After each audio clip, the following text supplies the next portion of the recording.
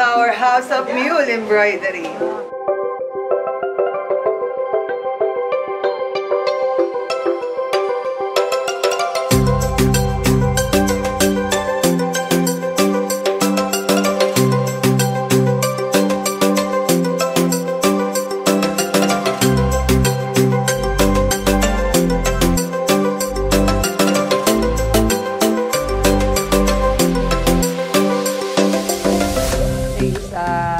Celebrate namin yung 22 years ng Mule Embroidery.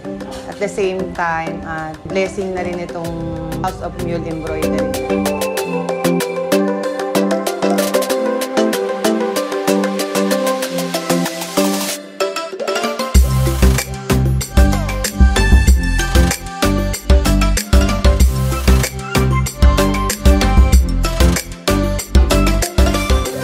Yung business namin, actually, sabihanan ko to sa mother-in-law kong business. Nag-combine siya.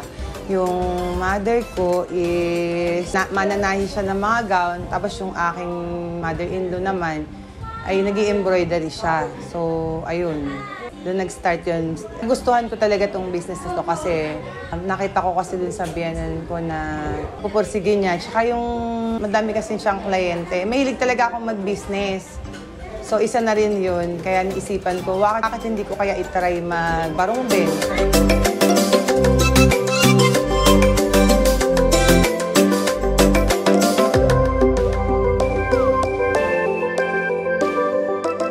Sobrang saya kasi ito na yung bunga ng hirap na pinagdaanan ko. Yun yung tinatawag na fruit of my hard work. Sobrang saya kasi after 22 years, di ko naman in-expect na magkaroon ako ng ganito.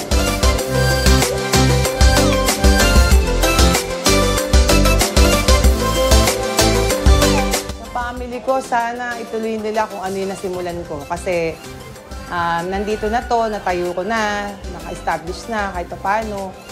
Sana mahalin ng mga anak ko. Continue lang yung pangarap nila, dasal, tiyaga, yan ang number one dahil kung hindi ka magtiyaga at hindi mo gusto at mahal yung ginagawa mo, wala din. Kasi ako, minahal ko yung trabaho ko, minahal ko tong business ko eh. Talagang dugo, pawis, puyat, lahat na ginawa ko para karoon ako ng ganito. So, sobrang saya ako at saka sobrang proud ako kasi sa wakas, meron na ako ng ganito na ipinagmamalaki ko talaga.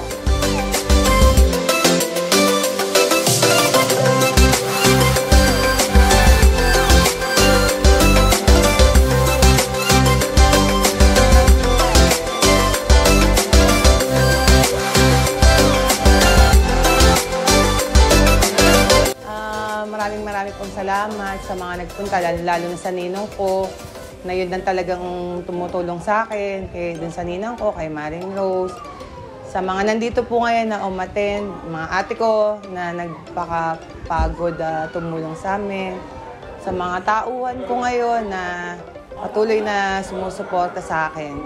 Thank you po sa lahat ng pumunta rito ngayon.